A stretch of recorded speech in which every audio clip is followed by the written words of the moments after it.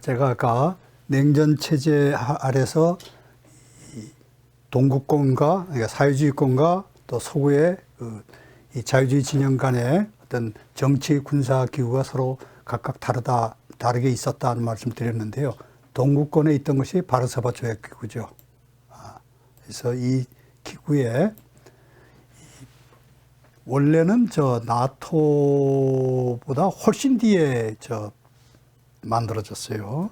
그래서 이 서독은 원래 나토의 회원국이 아니었는데 나토에 가입한 건 한참 뒤입니다만은 이 동유럽의 국가들이 이 사회주의 체제를 군사적으로 지키기 위해서 만든 게 바르샤바 조약 기구죠. 그런데 이게 91년도에 소련이 해체되면서 중간중간에 독일 통일되면서 탈퇴한 건 그건 자연스러운 일입니다만 소련이 해체되면서 바르샤바 조약 기구도 당연히 해체가 됐죠. 그래서 이 기구들이 나중에 독립국가연합이라는 또 일종의 친목 모임처럼 러시아를 중심으로 해가지고 무슨 스탄, 우크라이나도 여기 들어가 있죠. 이 스탄이란 나라들이 다 우즈베키스탄, 이런 나라들이 모두 11개입니다만은 합쳐가지고 독립국가연합이라는 걸 만들었는데 이거는 일종의 정치적인 친목단체다. 국제 친목단체다. 이렇게 말씀드릴 수가 있겠습니다. 무슨 공동의 과거의 어떤 사회주의, 소비에트 연맹 사회주의 연합의 일원이었지만 지금은 각각 자체 국가 이익을 위해서 서로 간에 경쟁도 하고 배신도 하고 할 수 있는 거죠. 그러나 하여튼 정신적인 어떤 구심점은 또 물론 러시아입니다만은 각자가 각자 도생하는 그런 입장에 있습니다만 그래도 하나로 상징적으로 묶여 있다 이렇게 얘기할 수 있겠고요. 나토는 앞서 제가 이 바르샤바 조약기구가 한참 뒤에 한 6년 뒤에 만들어졌는데요.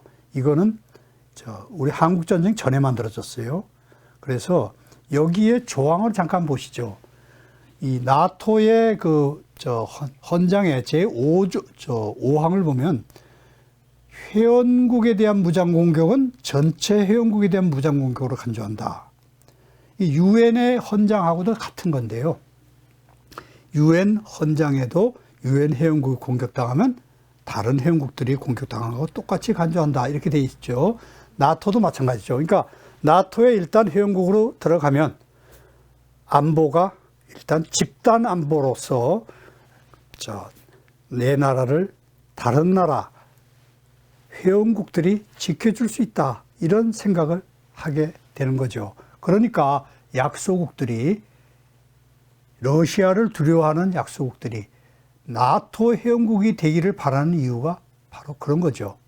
그런데 거꾸로 또 보면 미국이 나토의 맹주니까 나토의 사령관도 미군 장군이 하는 경우가 많고요. 미국의 입장에서 볼 때는 나토 회원국이 확장된다는 건 뭘 뜻하겠습니까? 미국의 자본주의 경제 체제 안에 이게 품게 되는 거죠. 투자도 쉽게 할 수 있고 거기에 생겨나는 현재의 이익, 과실 송금도 쉽게 할 수 있고 이런 신자유주의의 바람을 좀 더 확장할 수 있는 계기가 되는 거죠. 군사적으로 서로 같은 회원국이 된다는 거는 거기에 또 뒤에 경제적인 어떤 이해관계가 거기 숨어 들어가는 거죠. 그래서 미국은 나토 회원국을 확장하고 싶어 하는 것이고 또 약소국들은 나토 회원국에 들어가고 싶어 하는 것이고 반대로 그 반대편에 있던 러시아 입장에서 볼 때는 반갑지 않은 생각들이죠. 그것이. 하여튼 나토는 이 사회주의, 자유주의 그런 경쟁 체제에서 자본주의와 사회주의 경쟁 체제에서 군사적인 어떤 안보 기구로서 서유럽에서 출범했다는 거 말씀드릴 수 있는데요. 보시면 여러 나라들이 처음에는 12개가 했다가 이게 굉장히 확장이 됐죠. 냉전이 끝나고 나서 과거에 동구권에 있던 나라들까지도 나토 회원국이 됐어요. 그래서 지금 30개입니다. 나토 회원국이. 자, 여기 지도를 한번 보시면 1999년에 폴란드, 체코, 헝가리 이게 다 예전에 바르샤바 조약기구의 주요 구성원들이죠. 그리고 러시아를 사실상 군사적으로 위협할 수 있는 국경선을 맞대고 있는 나라들이에요. 그러니까 폴란드가 나토 회원국이 됐다는 것에 대해서 러시아는 박수를 쳤겠습니까? 전혀 아니죠. 그리고 여기 이쪽 나라들, 이 라트비아, 에스토니아, 이 리투아니아 이런 나라들이 다 나토 회원국이 된다고 하면 이건 참 러시아 입장에서 볼 때는 바람직하지 못한 거예요. 그런데 보면 1999년에 폴란드, 체코, 헝가리, 2004년도에 슬로바키아, 슬로베니아, 루마니아, 불가리아, 에스토니아, 라트비아, 리투아니아, 또 2009년에 알바니아, 크로아티아, 2017년에 몬테네그로, 북마케도니아. 이렇게 과거에 몬테네그로는 여기 유고슬라비아 연방에 있던 작은 공화국이겠죠. 인구가 이제 한 100만이 될까 말까 한 작은 나라예요. 자, 원래는 세르비아하고 같이 세르비아 몬테네그로라고 하는 이름으로 유엔의 회원국이었는데 세르비아로부터 떨어져 나왔죠. 세르비아는 여러분이 아시다시피 세르비아 정교를 믿고 크게 보면 슬라브 민족이에요. 그래서 러시아하고 굉장히 가깝죠.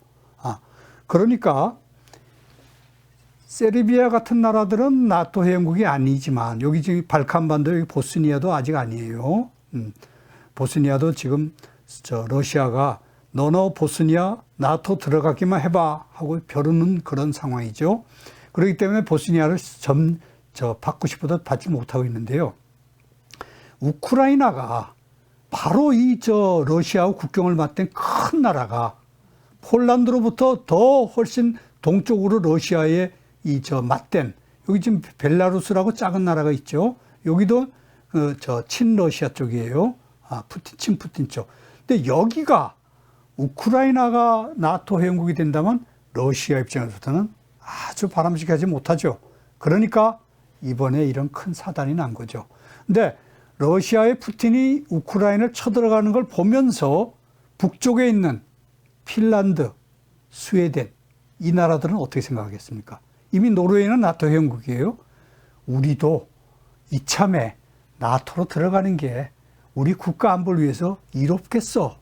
이렇게 해서 가입 신청을 하고 지금 절차를 밟고 있습니다. 그러니까 이번에 푸틴이 만약 우크라이나에 쳐들어가지 않았다면 핀란드나 스웨덴은 중립국으로서 계속 남아 있었을 텐데, 그러나 상황이 지금 이제 크게 요동을 친 거죠. 자, 하여튼 이 흐름이 러시아 입장에서 볼 때, 러시아 사람들 또 우크라이나 동부에 있는 러시아 사람들 입장에서 볼 때는 이런저런 흐름들이 이게 다 러시아의 사회주의 체제를 또 동서냉전 시대의 사회주의 체제하고 지금 많이 러시아의 경제가 변질돼 있습니다만은 러시아에도 올리가르키라고 해서 재벌들이 있고 독점 재벌들이 있고 또 푸틴이 또 개인 또 엄청난 또 재산을 가지고 있고 이게 무슨 사회주의 평등하고는 거리가 먼 변질된 모습을 보이고 있습니다만은 하여튼 동서냉전의 그런 구도가 지금 이 우크라이나 문제가 이게 촉발점이 돼서 화약고가 돼서 더 좀 첨예화됐다 이렇게 볼 수가 있죠. 자, 하여튼 소련이 작은 공화국으로 해체된 뒤에는 나토가 점점점 커져요. 미국에 이렇게 얘기를 합니다. 나토 커지는 건 자연스러운 거야. 우리가 냉전에서 이겼기 때문에 너네가 졌잖아. 진 쪽에서 이긴 자, 강자에게 붙는 거는 그거는 자연법의 논리와 마찬가지야. 이렇게 보는 거죠. 근데 러시아 입장에서 볼 땐 그건 아니죠. 우리 국가 안보를 너네가 자꾸 위협하는 거야. 못마땅하게 여기는 거죠. 자, 나토는 사실은 1999년에 코소보 개입하고 또 1993년에 저 발칸반도의 보스니아에 또 개입하고 이러면서 나토가 계속 이 러시아의 그 심기를 건드렸습니다. 자, 이 나토는 뭐 미국 중심으로 돌아가는 거니까요. 그래서 이 유럽과 미국의 네, 죄송합니다. 유럽과 이 북미의 집단 방위 동맹에서 탈냉전 뒤에는 유럽 전체로 이 동구권까지 포함하면서 이 몹집이 커졌죠. 커지고 그리고 유럽을 벗어나서 아프가니스탄 뭐 저 이런저런 분쟁 지역에 또 개입을 하고요. 저 2011년도에 리비아의 카다피 정권을 무너뜨린 것도 나토가 군사 개입을 해서 일어난 거죠. 이렇게 군사 작전의 범위를 넓히니까 아프간도 그렇고요. 이런 모습들은 어떻게 보면 긍정적으로 나토가 국제 질서와 세계 평화에 나름대로 역할을 하네. 좋은 일이야. 라고 볼 수도 있겠습니다만 그 이면은 어떻겠습니까? 나토가 확장되면 될수록 미국의 맹주인 미국의 자본주의 체제가 그쪽으로 확장되는 그런 효과를 낳는 거죠. 자, 그래서 나토가 커지는 거에 대해서 계속 논쟁이 있었어요. 러시아 쪽을 중심으로 해서 그건 좀 아니지 않냐. 그리고 또 나토 회원국 안에서도 시민단체, 평화운동단체들 사람들은 지금 전쟁이 아닌데 또 냉전도 끝났는데 왜 미군이 계속 유럽 땅에 있는 거야? 결국은 유럽에 투자한 미국 자본을 보호하기 위해서 있는 거 아니겠어? 그건 뭐 우리 한반도에 하고도 같은 논리죠. 남한 땅에 한 2만 8천 명의 미군이 와 있는데 물론 전쟁을 막기 위해서 미군이 있음으로써 북한이 쉽사리 남한을 넘보지 못하는 그런 전쟁 방지로서의 평화 유지로서의 역할이 또 우리가 굉장히 중요한 부분이죠. 그런데 그 이면을 보면 미군이 그렇게 와 있는 거는 이 대한민국에 투자한 미국 자본을 안전하게 지켜주는 또 그 부분이 또 굉장히 큰 거죠. 근데 이제 미국 쪽에서는 주한미군 주둔 비용 얘기가 나올 때마다 트럼프가 굉장히 뭐 5조 원이라고 한번 크게 부른 적도 있죠. 그런데 지금 이제 우리 1조 원 정도 돈을 해마다 냅니다만은 미군이 주둔하는 그 비용, 거기에 비용 들어가는 거를 한국이 잘 부담하고 있죠. 그런데 그걸 이제 좀 비판적으로 보자면 미군이 주둔하는 비용을 우리가 물어가면서 미군을 여기 남한에 두는 거는 전쟁을 막기 위한 목적도 중요한데 미국은 실제로 그 다른 이면에 한국에 투자한 미국 자본의 이익을 지켜주기 위한 그 부분은 미국이 사실 얘기를 하지 않죠. 그냥 추상적으로 자유를 지킨다, 평화를 지킨다 이렇게 얘기하지 그 투자한 자본의 자유에 대해서는 얘기하지 않고 또 투자한 자본이 올리는 이익이 안정적으로 미국으로 송금되는 그것에 대해서는 얘기를 하지 않죠. 하여튼 그런 다른 또 경제적인 측면이 있다는 것만 제가 말씀을 드리고요. 주한미군의 존재를 부정하거나 그렇게 또 오해하지는 마시고요. 주한미군이 역할은 또 한반도의 평화를 위해서 필요한 부분이 또 있는 거죠. 그래서 평화롭게 있는데 유럽의 평화가 있는데 미군이 유럽에 있어야 하는 거야. 이런 또 비판은 또 유럽의 또 시민운동단체들이나 평화주의자들이 할 수 있는 얘기죠. 자, 그런데 푸틴은 러시아 쪽 사람들은 또 다른 거죠. 러시아는 나토가 냉전 체제가 이미 끝났는데 계속 확장한다? 그거는 우리 안보의 위협이야. 당연히 그렇게 얘기를 할 수 있는 거죠. 물론 이제 나토 쪽에서는 미국 쪽에서는 냉전에 우리가 이겼으니까 소련이 해체됐으니까 예전에 소련의 위성국이라고 일컬어지던 동구권 나라들이 우리 쪽에 붙는 건 자연스러운 결과야. 그게 또 유럽 평화에 도움이 되는 거야. 이렇게 서로 입씨름을 하죠. 그래서 이 나토의 확장을 둘러싼 논쟁은 새로운 냉전의 어떤 한 주요한 주제죠.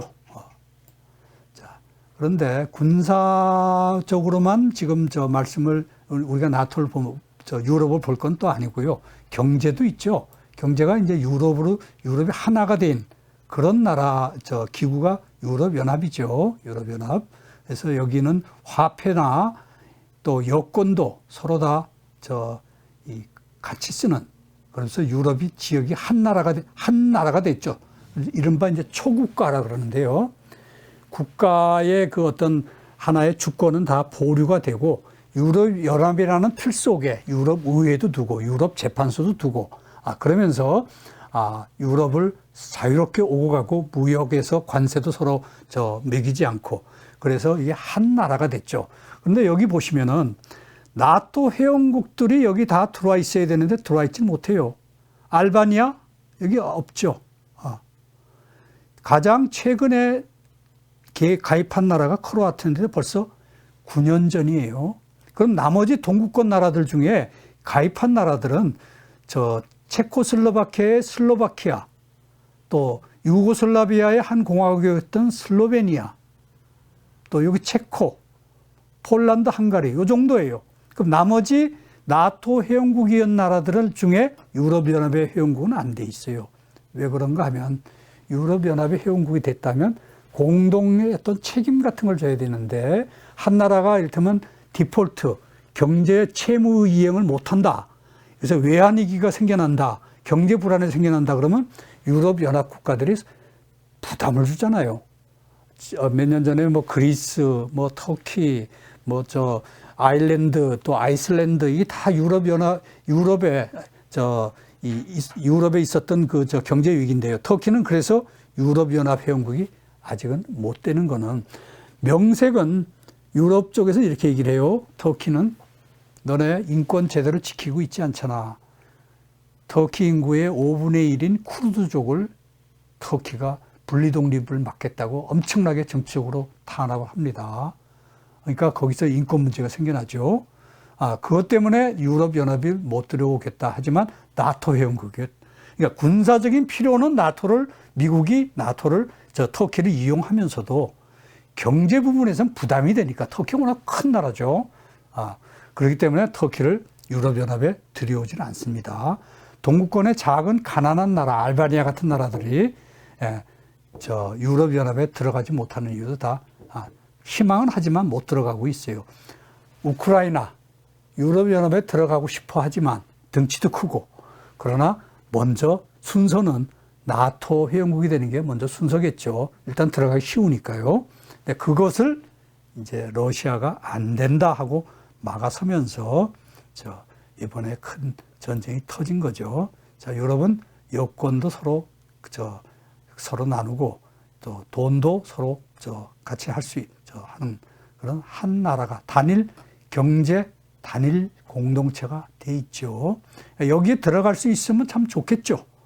내 나라가 만일 IMF 경제 위기가 터졌다 할 때 유럽연합이 도와주고 거기서 벗어나도록 도와주니까 좋은 일인데, 그렇다고 또 마냥 좋은 건 아니죠. 왜냐하면 IMF가 유럽연합을 통해서 그 나라의 경제를 완전히 또 구조 개혁을 하면은 국영 기업체 알짜배기들을 다 민영화시키고 이러면서 많은 또 대량 실업을 낳고 여러 가지 문제점을 또 위험이 또 따르게 마련입니다. 그래서 유럽연합에 들어가는 게 마냥 좋은 건 또 아니다라는 또 얘기들도 또 합니다. 자, 하여튼 유럽연합은 초국가예요. 여기 보면 마스트리트 조약이라고, 이게 1992년도인데요. 요 마스트리트 조약을 통해서 유럽이 완전히 하나가 된, 아주 초보적인 통합은 FTA, 자유무역이라고 해가지고, 우리도 자유무역을 하고 있습니다만은, 이게 이제 아주 초보적인 통합이죠. 그러다가 관세동맹, 공동시장, 이 유럽 공동시장을 거쳐서 완전히 유럽연합이 하나의 초국가가 된. 그러니까 지금 지구상에 유엔의 회원국이 193개고, 유엔에 가입하지 않은 나라까지면 한 200개가 넘는데요. 그 나라들이 다 하나하나가 주권을 지니고 그 주권은 신성불가침이고 그래서 내 나라 경제는 내가 지킨다 하면서 관세 장벽을 두르기도 하고 그것 때문에 서로 싸움도 하고 여러 가지 갈등이 있는데 유럽연합은 자기네들끼리는 그런 갈등은 없죠.